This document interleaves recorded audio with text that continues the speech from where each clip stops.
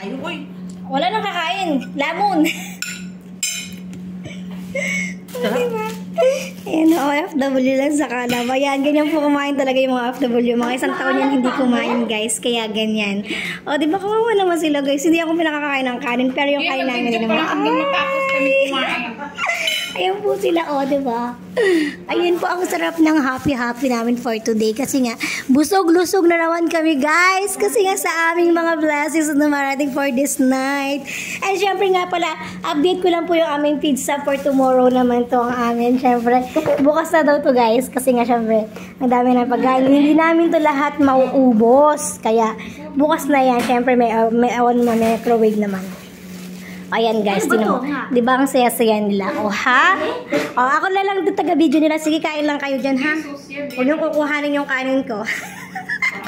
Di ba? Busog-lusog. Ay, ang sarap. Okay, guys. Bye, everyone!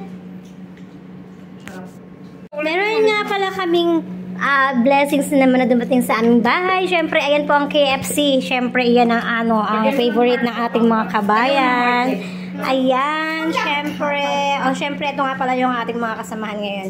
For today, syempre, mga masaya yan kasi happy yan kasi meron kaming foods. KFC. Let's eat! Ayan, diba?